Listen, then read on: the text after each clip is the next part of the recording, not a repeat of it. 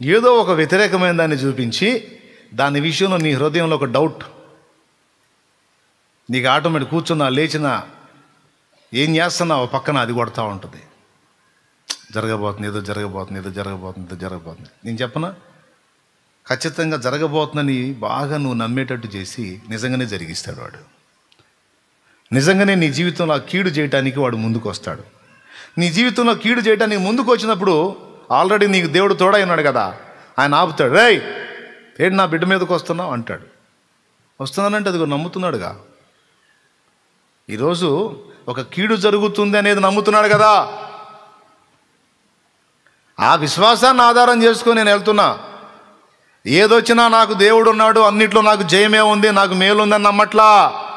నాకు పావం కనపడింది, ఏదో జరగబోతుందని నమ్ముతున్నాడు కాబట్టి అది ఆ విశ్వాసాన్ని ఆధారం చేసుకొని నేను కదులుతున్నా. అప్పుడు దేవుడు ఏం చేస్తాడు? పిచ్చి మొహమా, పాము కనపడితే ఇంకా అయిపోయినట్టేనా, లేకపోతే ఇంకొకటి కనపడితే అయిపోయినట్టేనా, నేను ఉన్నాను కదా. నువ్వేం చేయాలి? మోకాళ్ళుని ప్రార్థన చేసి ఆ భారాన్ని బాధ్యతను నా మీద వేసి, నువ్వు కీడు జరిగిద్ది, అది జరిగిద్ది, నేను పోతా, నాకు పెద్ద రోగం, నేను అట్టయిపోతా, నేను ఎట్టయిపోతా, ఇది మామూలు సమస్య కాదు, ఇది అట్లా, ఇది ఎట్లా.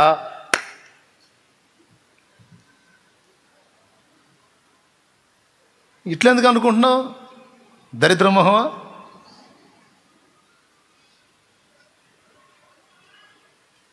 మా ఇంటి ఎవరో పోతారు, లేకపోతే నేను పోతా, లేకపోతే ఏదో అయిపోయిద్ది, ఏదో అయిపోయిద్ది, అబ్బాయికి ఏదో జరిగిద్ది, అమ్మాయికి ఏదో జరిగిద్ది. ఎట్లా ఎవడు అనుకోమన్నాడు నిన్ను?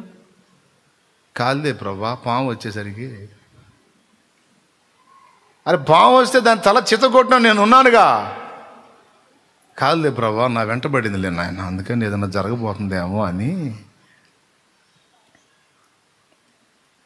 నువ్వేం చేయాలని ఆశిస్తాడంటే, శత్రువు నీకు అది చూపించినప్పుడు నీవు మొదట దాన్ని లక్ష్య పెట్టవద్దు. ఒకవేళ నీకేదన్నా భయం అనిపిస్తే నువ్వేం చేయాలో? మోకాళ్ళుని ప్రార్థన చేసి ఆ బరువు నాకు అప్పచెప్పి, ఆ బాధ్యత నాకు అప్పచెప్పి నువ్వు నిశ్చింతగా ఉండాలా. నేను నాకు కనపడ్డది, శోధన కనపడ్డది, నాకు అనుమానం వచ్చింది, నేను ప్రార్థన చేశా, ప్రభువుకి అప్పచెప్పా, అయిపోయింది. ఇక నోట్స్ రాసి ఆయనకి ఇచ్చా, ఇంకా ఆయన చూసుకుంటాడు అని వదిలేసి, ఇక అది లేదు, ఇది కీడు లేదు, ఏమి లేదని వదిలేసి నువ్వు ప్రశాంతంగా ఉంటే వాడు నిన్నేం చేయలేడు. కానీ నువ్వేం చేస్తున్నావు? ఇంత బలవంతుణ్ణి పక్కన పెట్టుకొని వాడు చూపించినటువంటి వాటికి విశ్వసించి, వాటిని గురించి ఆలోచించి, వాటిని గురించి భయపడి గందరగోళం అయిపోయి చివరికి వాడే కదిలి నీ జీవితాన్ని పాడు చేసేటట్టు తలుపులు నువ్వే తెరుస్తున్నావు. ఇది మోసం. అర్థమైందా? నీకు ప్రేరణ కలిగిన, స్వప్నం కలిగిన, దర్శనం కలిగిన, మనుషులు చెప్పిన, నీ ఊహ ఆలోచనల్లో అలాంటి తలంపులు కలిగిన, ఇదేమైద్దో, అదేమైద్దో, ఇదేందో జరగబోతుంది, ఇదేదో అవుతుంది, ఎక్కువ వాడుతుంటాం. మొత్తానికి ఇది నీకేందో మూడింది, మొత్తానికి ఏదో జరగబోతుంది, మొత్తానికి ఏదో అయిద్ది, నాకు అనిపిస్తుంది. నిజంగానే అయిద్ది. అది నీకు అనిపిస్తుంది కదా, నువ్వు దాన్ని విశ్వసించావు కదా. నీకు అనిపించిన దానికి నీకు కీడు కనిపిస్తేనేమో కీడు చేసేవాడు కదులుతాడు. మేలు జరిగిద్ది అనిపిస్తుందను మేలు చేసేవాడు కదులుతాడు. ఇది రహస్యం. నష్టము కలిగేటట్టుంది అను నష్టపుచ్చువాడు కదులుతాడు. ఏం కాదు, జీవము గల నా దేవుడు ఉన్నాడు, ఒకవేళ నష్టం అనేది వచ్చినా అది కూడా నాకు లాభంగా మార్చగల దేవుడు ఆయన అను ఆయన కదులుతాడు. సాతాను కూడా మనలో విశ్వాసాన్ని మొలిపించడానికి ట్రై చేస్తాడు. ఏ విశ్వాసము తెలుసా? వాడి కార్యాలు. దేవుని పట్ల అవిశ్వాసం మొలిపించి, వాడి కార్యాల పట్ల విశ్వాసాన్ని మొలిపించి, వాడి ఎన్ని మనలో నెరవేరేటట్టు వాడు దుర్మార్గం చేస్తాడు అన్నమాట. మన మైండ్తో గేమ్ ఆడతాడు వాడు. అది మన ఆలోచనలతో ఆడుకుంటాడు. మన ఆలోచనలను వాడుకుంటాడు. దేవుడైనా అంతే. దానికి పునాది ముందే చెప్పా. పిరికోడిని మొనగాణ్ణి చేయాలనుకున్నాడండి దేవుడు. పిరికి వాడిని మొనగాణ్ణి చేయాలనుకున్నాడు దేవుడు. అందుకుగాని ఏం వాడాడు? పరాక్రమం గల బలాఢ్యుడా, నీకు యెహోవా తోడై ఉన్నాడు, నీకు జయం. అది దేవుని మాట. నువ్వు మనగాడివే, నువ్వు సాధిస్తావు, అంతే, లే, నిన్నేది ఆపజాలదు, నీకెదురు లేదు, పద అనే మాటలు వాడి ఆ పిరికోడిలో ఏం పోశాడు? అదే లూసిఫర్ వచ్చాడు అనుకో బలవంతుడి దగ్గరికి. బలవంతుడని ఫీల్ అవుతున్నాడా? నువ్వు బుస్సే, అంత లేదు, ఓవర్ యాక్షన్ వద్దు, ఎగస్ట్రాలు వద్దు, అంత లేదు, ఆపాలి, దిగజారాలంటే అయ్యేగా వాడాలి వాడు. నువ్వు గెలిచేదేం ఉండదు, నీ బతుకు అయిపోయింది, నువ్వు బాగుపడేదేం ఉండదు, నీకు స్వస్థత వచ్చేదేం ఉండదు, నీ రోగం తగ్గేదేం ఉండదు, నీ అప్పులు తీరేదేం ఉండదు, నీ కష్టాలు పోయేదేం ఉండదు, ఇంకా ఎక్కువే. ఎటుపక్క నుంచి వచ్చింది, వస్తే ఏది మరి సమాధానం? ఎటుపక్క నుంచి వచ్చింది సాయం, వస్తే ఏది మరి? దేవుడు కార్యం చేస్తే ఏడుంది? ఏం లేదు. ఓకే, దాన్ని నీవు నమ్మేటట్టు వాడు మొలిపిస్తాడు విశ్వాసాన్ని. నిజమే అన్నావంటే చాలు, ఇక వాడు ఎంటర్ అవుతాడు. వాడు ఏమేమైతే పలికాడో అవన్నీ వాడు నెరవేరుస్తాడు. వాడు ఎప్పుడన్నా నీకు దీవెనలు పలుకుతాడా? నోరు జారి పొరపాటున జారిపోయి పలుకుతాడా?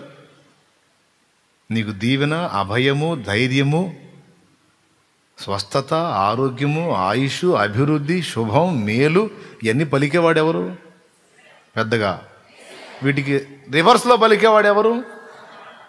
అభద్రతాభావం, కీడు, బలహీనత, రోగం, నష్టం, కష్టం, ఈ దరిద్రం అంతా పలికేవాడెవడు పెద్దగా?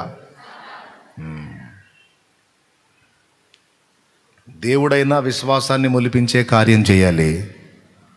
సైతానైనా వాడి కార్యాలు మనలో జరగాలంటే ఆ దిశగా విశ్వాసమే మొలిపించాలి.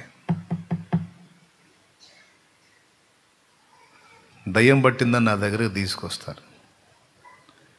ఎన్నోసార్లు చెప్పాలనుకున్నాను, కానీ ఇప్పుడు అవకాశం ఇచ్చాడు. చాలా సంగతులు నేను అనుకున్నప్పుడు చెప్పనివాడు, మరో టైంలో చెప్పిస్తాడు దేవుడు. అదొక వింతైన అనుభవం నాకుంది. ఒక విషయం నాకు అందగానే వెంటనే నేను ఉపలాట పడతాను మీకు అందించాలని. కొద్దిగా ఆగురా బచ్చే అంటాడు ఆయన. దేవునికి స్తోత్రం, హల్లెలూయా. ఏది ఏ సందర్భంలో చెప్పించాలో ఆయనకి తెలుసు. మరి ఇప్పుడు ఎందుకు చెప్పిస్తున్నాడో నాకైతే తెలియదు. మొత్తానికి పలికిస్తున్నాడు.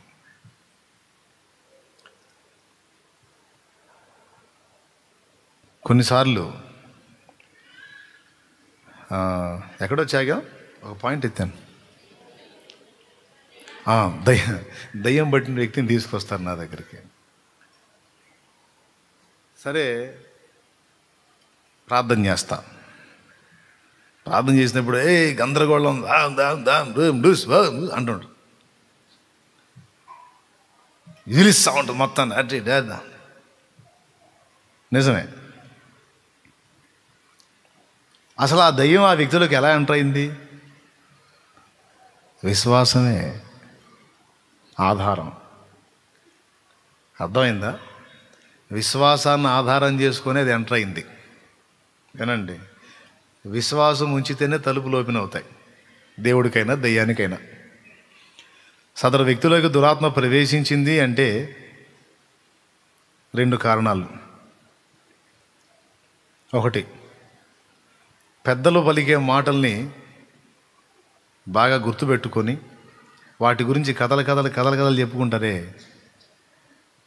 ఆ తలంపులన్నీ మైండ్లో పెట్టుకొని పదే వాటి గురించి ఆలోచించటం వాటికి తలుపులు తెరిచినట్టు అయింది. వస్తాయి. దేని ఆధారంగా ఒక దయ్యం మనిషిలో ప్రవేశించింది?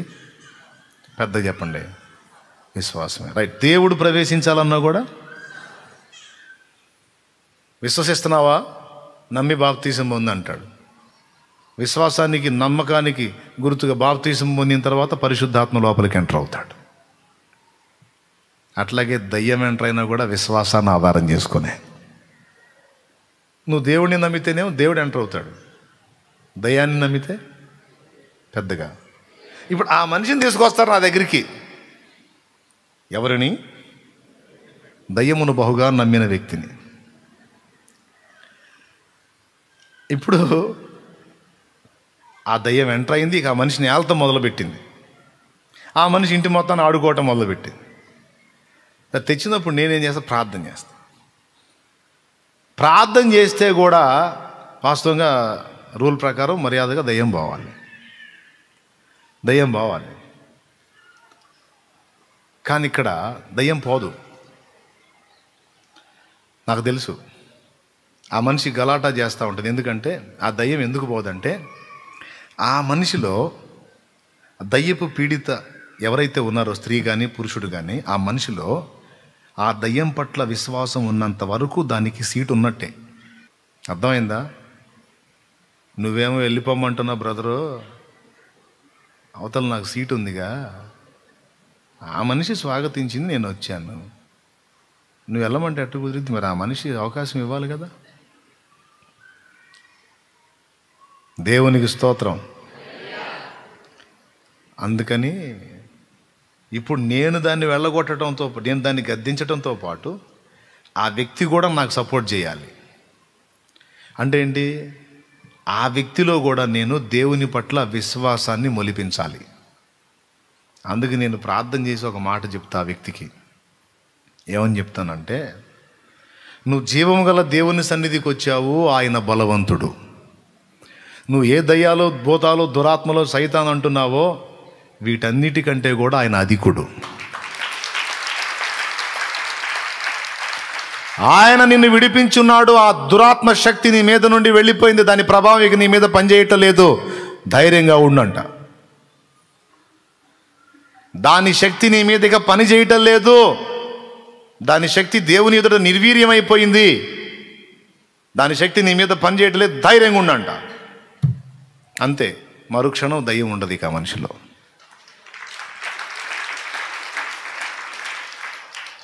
నేను చెప్పింది ఏమన్నా అర్థమైందా? దాని శక్తి నీ మీద పనిచేయటం లేదు, దేవుని ప్రభావం నిన్ను ఆవరించింది అన్నప్పుడు, అప్పటిదాకా దయ్యాన్ని నమ్మి అవకాశం ఇచ్చింది కదా, ఒక్కసారిగా ఆ తలుపు బ్రేక్ అయిపోయింది దానికి, ఇక దయ్యానికి.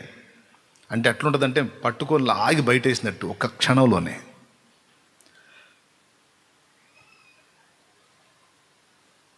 ఎప్పుడైతే ఆ మనిషికి దేవుని పట్ల విశ్వాసం కలిగి దయ్యపు శక్తి పోయింది నా మీద నుండి అనే నమ్మిక కలిగిందో, ఇక దాని ప్రభావం ఆ మనిషి మీద పనిచేయదు.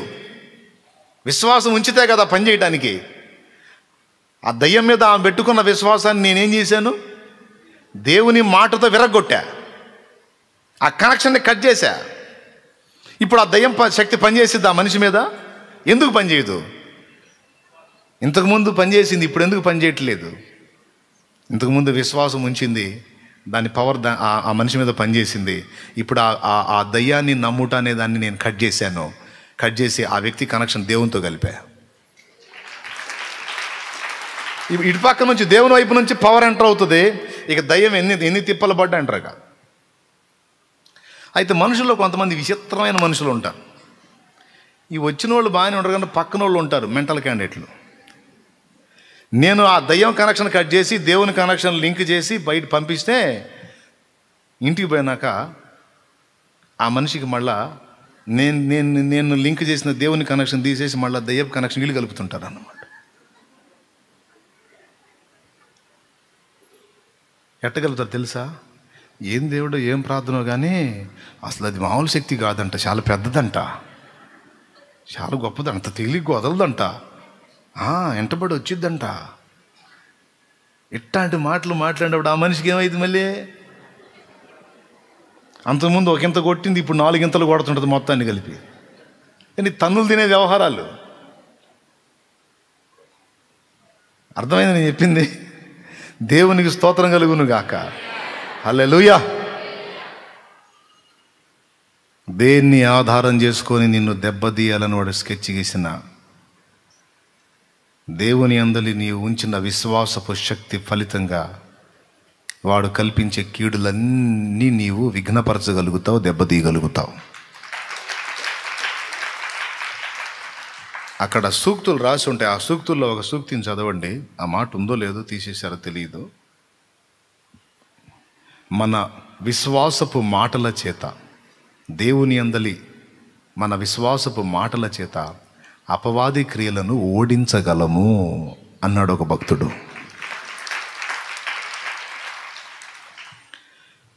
ఇప్పుడు ఏం పలకాల మనం? ఏది పలికినా దేవుణ్ణి బట్టి పలకాలా, దెయ్యాన్ని బట్టి పలకాలా? దేవుడిచ్చిన వాక్కును బట్టి, దేవ దర్శనాన్ని బట్టి పలకాలా, లేకపోతే దయ్యం చూపించిన కీడులను బట్టి పలకాలా?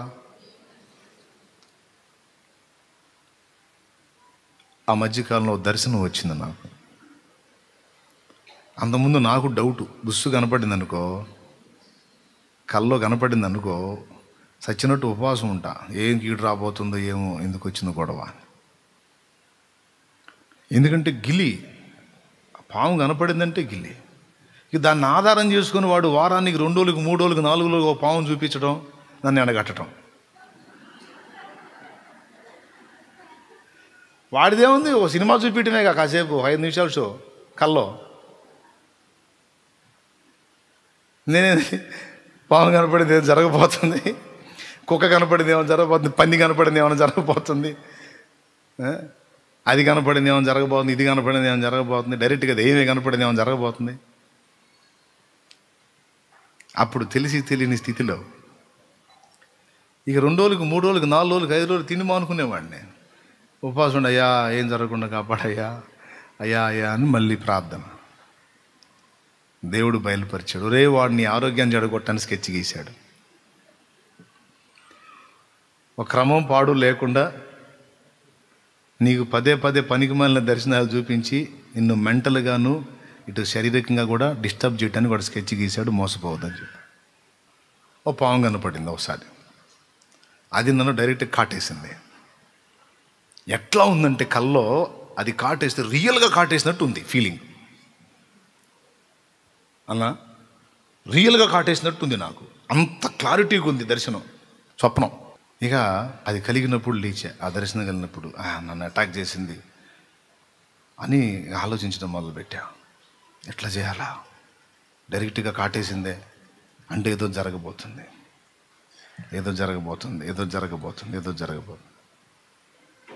మోకాళ్ళేసి ప్రభువా, అసలు నేను ఆ సర్పపు కాటుని నేను చూశాను కదా, అసలు దాని మీనింగ్ ఏంది ప్రభువా? అసలు అది నువ్వు చూపించావా, లేకపోతే శత్రువు చూపించాడా? ఆ పావు నా మీద అటాక్ చేయడానికి కారణం ఏంటి అని మోకాళ్ళేసి దేవుని ముందు కనిపెట్టా. స్పష్టంగా నిజంగా కనిపెట్టా, ప్రార్థన చేశా. నాకు అసలు ఈ విషయంలో క్లారిటీ లేదు, ఒకసారి చెప్పు నాయనా నాకు బయలుపరచు. అప్పుడు దేవుడు మాట్లాడిన మాట ఏమనంటే, వాడు నీకు కీడు చేయాలనుకున్నప్పుడు, కీడు చేయడానికి, నీ పట్ల కీడు జరగటానికి నేను సెలవివ్వాలి. నేను సెలవివ్వాలంటే నువ్వు విశ్వాసం ఉంచాలి. ఏది నా మీద కాకుండా వాడు పంపించే కీడు మీద విశ్వాసం ఉంచితే అప్పుడు వాడి శక్తి నీ మీద పనిచేసి ఆ కీడు నీకు జరిగిద్ది. అది జరగాలంటే ముందు నీలో విశ్వాసం మొలిపించాలి. దేని గురించి? మేలు గురించి కాదు, కీడు గురించి. అందుకని అది మొలిపించడానికి వాడు నీకు వ్యతిరేకమైనవి చూపిస్తాడు. చూపించినప్పుడు అమ్మ ఇది నాకు కనపడింది, నీకు జరిగిద్ది అని ఎప్పుడైతే నువ్వు విశ్వాసం ఉంచుతావో ఆ రోజు మరుసటి రోజు ఖచ్చితంగా దాని సంబంధమైన ఎఫెక్ట్ నీకు కనపడింది. ఎందుకంటే వాడు వేసాడు రాయి, సక్సెస్ అయింది. నువ్వు నమ్మాలన్నా అనుకున్నాడు, అందుకే చూపించాడు, నువ్వు నమ్మావు, కార్యం చేశాడు, గంతులేశాడు. నువ్వు అదెందుకు నమ్మాలి? నువ్వు నన్ను నమ్ము. రోగమైనా, బలహీనతైనా, అప్పులైనా, సమస్యలైనా, ఇరుకులైనా, ఇబ్బందులైనా, నిందలైనా, అవమానాలైనా శత్రువు చెప్పే మాట ఎందుకు నమ్మాలి నువ్వు? వాడెప్పుడు శుభం పలకడు, వాడెప్పుడు మంచి పలకడు, వాడెప్పుడు మేలు పలకడు. వాడు ఏ పొద్దు నీ పని అయిపోయింది, నువ్వు చేస్తున్నావు, నువ్వు అట్లా, నువ్వు ఇట్లా, మీ వాళ్ళు చేస్తున్నారు, నీకేదో అవుతుంది, నీకు ఎట్ట అవుద్ది, నీకు నేను మెంటల్గా టార్చర్ చేయటమే వాడి పని. నీ మానసికంగా కృంగదీయటమే కదా, నేను ఏడిపించి వాడు పగలబడి నవ్వటమే కదా. మీ ఇంట్లో కీడు జరగబోతుంది, మీ ఇంట్లో అది జరగబోతుంది, మీ ఇంట్లో ఇది జరగబోతుంది, మీ ఇంట్లో ఈ సంభవాలు జరగబోతున్నాయి, మీ ఇంట్లో అది జరగబోతుంది. ఇదిగో మీ అమ్మాయి మీద కళ వచ్చింది, మీ అబ్బాయి మీద కళ వచ్చింది, వీడికి జరగబోతుంది, వాడికి అది జరగబోతుంది, నీ భర్త మీద వచ్చింది చూడు, నీ భార్య మీద వచ్చింది చూడు, ఇవన్నీ చూపించి నీకున్నవన్నీ పోతున్నాయి చూడు, నువ్వు ఈ విధమైన రోగం రాబోతుంది చూడు, నువ్వు ఇట్లా మంచం మీద పడబోతున్నావు చూడు, నువ్వు మంచాన్ని పడబోతున్నావు చూడు, నీకు అన్నీ మంచంలో జరుగుతున్నాయి చూడు, నీకు యాక్సిడెంట్ జరగబోతుంది చూడు, నీకు ప్రమాదం జరగబోతుంది. ఇయేగా. సరే వాడు చూపించాడు అనుకో, వాడి పని అదే. వెధవ చేసే పనులన్నీ వెధవ పనులే. ఏమండి? వెధవ చేసే పనులన్నీ వెధవ పనులే. వాడు చూపించేయని అయ్యే. మరి నువ్వే నమ్మాలా? వాడు చూపించి నమ్మి జరిగిద్ది, నాకు వచ్చిందంటే జరిగిద్ది. కొంతమందికి ఇది ఒక ఆట, నాకు వచ్చిందంటే జరిగిద్ది, నాకు వచ్చిందంటే జరిగిద్ది, జరిగిద్ది, జరిగిద్ది. ఎంత విశ్వాసం అంటే ఆ రోజు మొత్తంలో సాయంత్రానికి ఏదో ఒకటి చూపించి, చూసావా అక్కడ నష్టం కలిగింది కాదు, మనిషికి రోగం వచ్చిందో, మనిషికి అడ్డం పడ్డదో, మనిషి చచ్చిందో బతికిందో కాదు, నాకు వచ్చింది జరిగింది, నాకు వచ్చింది జరిగింది. ఎందుకు జరిగింది?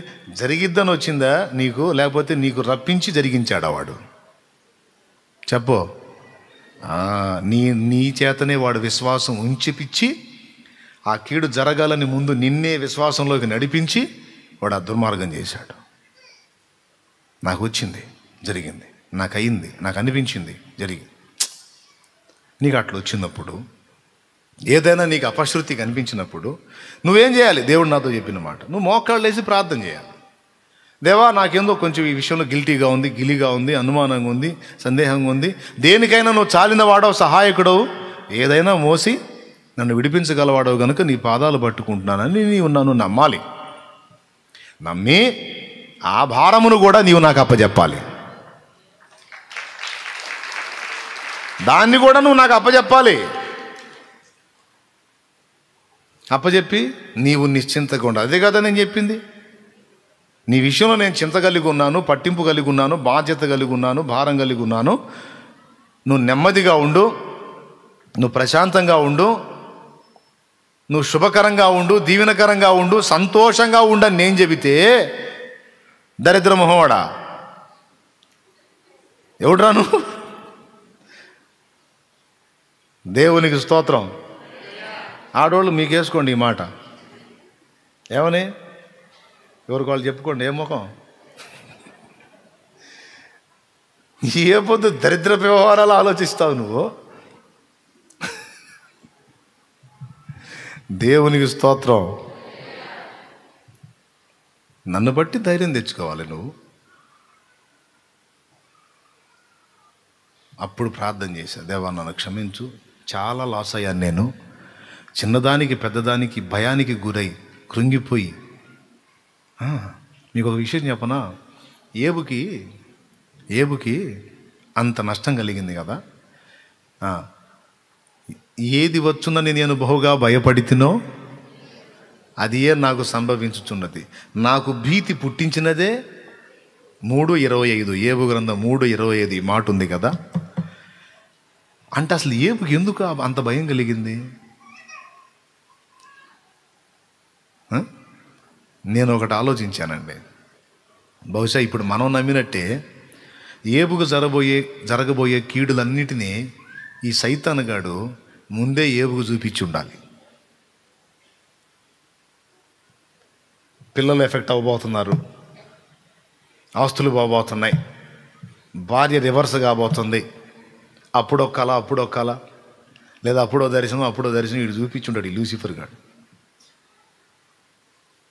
ఎందుకంటే అసలు ఈ కార్యాలన్నీ పోయి ఏబు మీద చేయాలంటే ముందు ఏబు దాన్ని నమ్మాలిగా.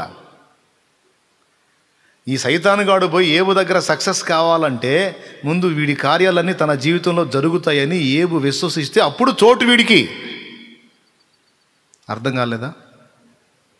నిజం చెప్పండి, అర్థం కాలేదు కదా? అర్థమైందా? ఎంతమందికి అర్థమైంది? మా తల్లులు, ఎదురు తల్లులు చేతులు ఎత్తలా వందనాలమ్మా. మీకు అర్థం కాలేదు కదా? బంగారు కొండలో అట్ట నిజం ఒప్పుకోండి, నేను మళ్ళీ చెబుతా.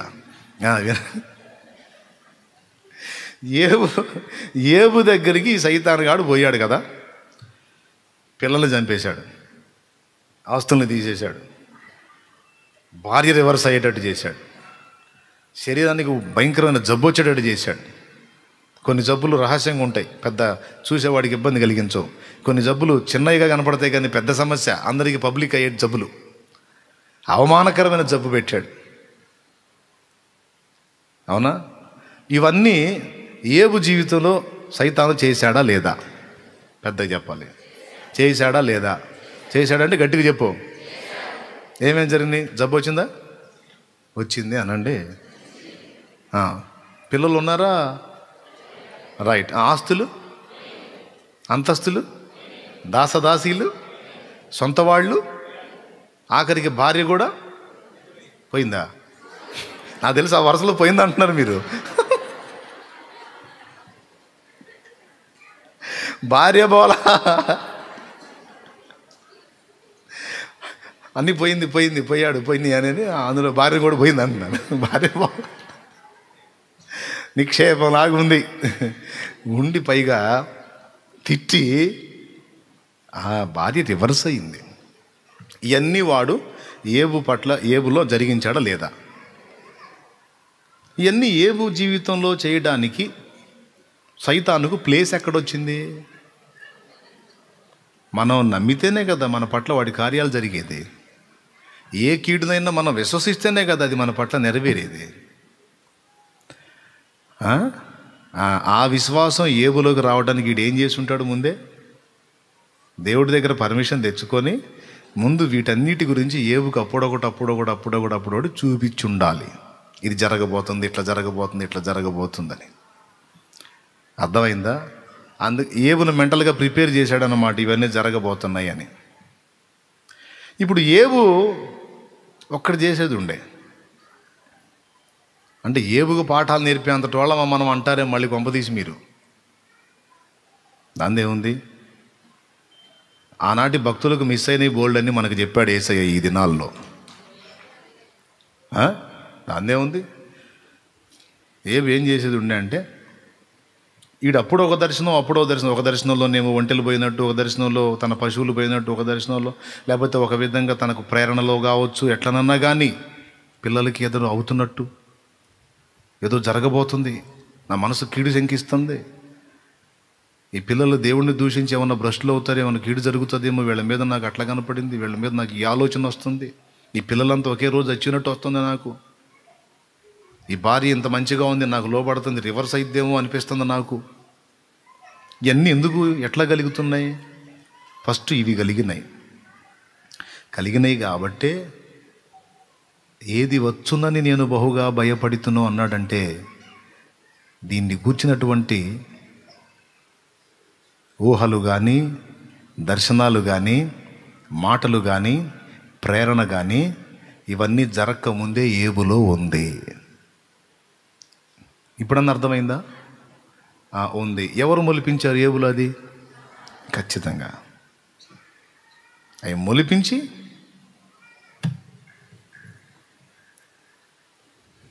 మొత్తం నెరవేర్చాడు వాడు.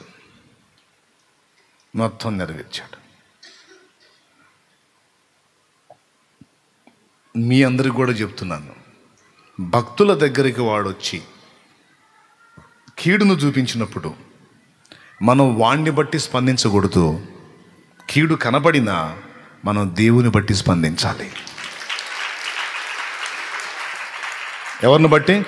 దేవుని బట్టి స్పందించాలి. అంటే కీడు కనబడింది, కీడు ప్రేరణ కలుగుతుంది, అయినా నా దేవుడు ఉన్నాడు, నేను ఆయనకు ప్రార్థన చేస్తా. ప్లస్ ప్రార్థన చేయటమే కాదు, ఇక ఆలోచనని తీసేస్తా, అసలు ఆలోచనే తీసేస్తా. మళ్ళీ ఆలోచన కొంచెం పెట్టుకున్నాను అనుకో, అప్పుడు ప్రార్థన చేసి ఆయనకు అప్పచెప్పినట్టు కాదుగా. ఇప్పుడు ఇది నా చేతిలో ఉన్నంత వరకు నీకు కనపడుతుందా లేదా? సరిగ్గా చెప్పండి. ఏంటిది ఇది? బిస్కెటా? కనపడుతుంది అందరికీ, లైవ్లో ఉన్న వాళ్ళు కూడా కనపడుతుంది, జూమ్లో ఉన్న వాళ్ళు కూడా కనపడుతుంది. ఏంటిది ఇది? ఏదో చిన్నపాటి ప్లేసు, నా గ్లాసు మీద మూత. ఓకే, ఇట్రా, నా చేతిలో ఉంది కదా. ఇప్పుడు నేను ఇది తీసి ఈ అబ్బాయికి ఇచ్చేసా, జేబులో పెట్టుకో. నిజంగానే పెట్టుకో, ఏం పర్లా. ఇప్పుడు నా దగ్గర ఉందా? ఉందా? డౌట్ లేదుగా. ఇప్పుడు నేను పూర్తిగా ఇచ్చేసినట్టే ఇవ్వనట్ట, అవునా? ఇటు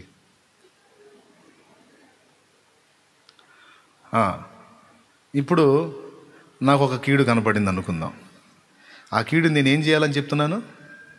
దేవుడు ఏం చెప్తున్నాడు? అది తీసుకెళ్ళి ఎవరికి ఇవ్వమంటున్నాడు? దేవునికి ఇచ్చేయమంటున్నాడు. ఇచ్చేసిన తర్వాత నేనేమైపోవాలి? ఖాళీ అయిపోవాలి, అవునా? మన వాళ్ళు ఎట్ట చేస్తారు తెలుసా?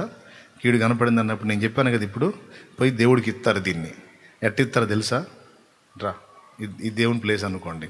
దేవా వందనాలయ్యా, నాకేందో ఇది వచ్చిందయ్యా, ఎట్ట కనపడుతుందయ్యా ప్రభువా అని కాసేపు ఆయన చేతికి ఇచ్చి, ఏనండి ఎటు వెళ్ళవాకేండి ఉండు, కాసేపు ఆయనకి ఇచ్చి, ప్రభువా అయ్యా అయ్యా అదయ్యా ఇదయ్యా స్తోత్రం అయ్యా, అయ్యా నువ్వేనయ్యా దిక్కయ్యా, నువ్వే కాపాడయ్యా, వందనాలు ప్రభు, ఏ సునాములు అడుగుతున్నాం తండ్రి, ఆమేన్. ఏడుంది? పోయి ఎక్కడిచ్చా? ఇచ్చి ఏం చేశా మళ్ళీ? మరి ఇచ్చినట్ట ఇవ్వనట్ట? మెంటల్ వ్యవహారం కదా ఇది. ఇప్పుడు అర్థమైంది కదా మీకు? కరెక్టేగానన్న పోవట్లేదన్నా అంటే మరి అంత బలంగా పట్టుకుంటా. అరే ఆ నమ్మకం మీద అంత బలంగా పోవట్లేదని ఆ నమ్మకం మీద దేవుని మీద పెట్టు. దయ్యం కల్పించే ఆ కీడు విషయంలో అంత మొండి పట్టుబట్టి ఎంత వదిలించుకుందామన్నా పోవట్లేదన్న, భయం పోవట్లేదని అంటే ఆ మొండితనం ఏదో దేవుని యందు విశ్వాసమును బట్టి దేవుని కార్యాల పట్ల పెట్టు. సాధ్యమే, సాధ్యమే. అప్పటికి ఏది చేయగలుగుతాడు వాడు? ఎలా సఫలం కాగలుగుతాడు వాడు? అవునా? ఈ ప్రయోగం చేశా. నాకు అది కనపడ్డ రోజు ప్రార్థన చేసి, దేవా నీకు ప్రార్థన చేసి నీకు అప్పచెబుతున్నా, ఇక నాకు తెలియదు దాని గురించి, నేను ఆలోచనే చేయను అని వదిలేసా. రివర్స్ అనుకుంటాం మొదలుపెట్టే. ఇక రివర్స్ అనుకోవటం మొదలుపెట్టే ఏమన్నా తెలుసా? ఏదో జరగబోతుంది కాదు, ఏం జరగదు, ఏం జరగదు. యేసై ఉన్నాడు, ఏం జరగదు, ఆయనకి అప్పచెప్పా, ఏం జరగదు. యేసుకే స్తోత్రం. మేలే జరిగిద్ది, శుభమే, క్షేమమే, సమాధానమే, ఆశీర్వాదమే, దీవెనే. నా దేవునికి స్తోత్రం, నా దేవునికి స్తోత్రం అని ఆ ధ్యాసే వదిలిపెట్టేసి నా పరిచర్లోకి నేను వెళ్ళిపోయా. ఏం లేదు. అదే ఈ పాయింట్ దేవుడు బయలుపరచక ముందు డైరెక్ట్గా కాటేసిందంటే కనీసం 2-3 రోజులన్నా ఎండగట్టుకునేవాడిని. ఉపవాసం ఆడుకోలేవాడు లూసిఫర్ గాడు. అందుకే ఒక్కొక్కటి వాడి గుట్లన్నీ బయటికి తీసుకొని ముందు నేను క్లారిటీ పొందిన తర్వాత మీకు చెబుతున్నాను అన్నమాట. ఇంత మోసం ఉంది వాడి దగ్గర. అంటే నీకు రప్పించబోతున్న కీడు విషయంలో ముందు నీ చేతనే అది నమ్మేటట్టు చేసి, నీ చేతనే అది వచ్చేటట్టు పలికించి అది తెప్పిస్తున్నాడు వాడు. అర్థమైందా? కాబట్టి ఇప్పుడు ఏం చేయాలా? దురాత్మను బట్టి, సైతానును బట్టి కీడులు వల్లించాలా? దేవుని బట్టి మేలు పలకాలా? దురాత్మను బట్టి, సైతానును బట్టి శాపాన్ని స్వాగతించాలా? దేవుని బట్టి ఆశీర్వాదాన్ని స్వాగతించాలా? దురాత్మను బట్టి, దయ్యమును బట్టి, సైతానును బట్టి రోగం పలకాలా? లేకపోతే దేవుని బట్టి స్వస్థత పలకాలా? దురాత్మను బట్టి, దయ్యమును బట్టి ఓటమి పలకాలా? దేవుని బట్టి జయం పలకాలా? ఏ పలకాలి? కానీ చూడు, మనకు తెలియకుండానే కొన్నిసార్లు మనమే వదిలేస్తున్నాం.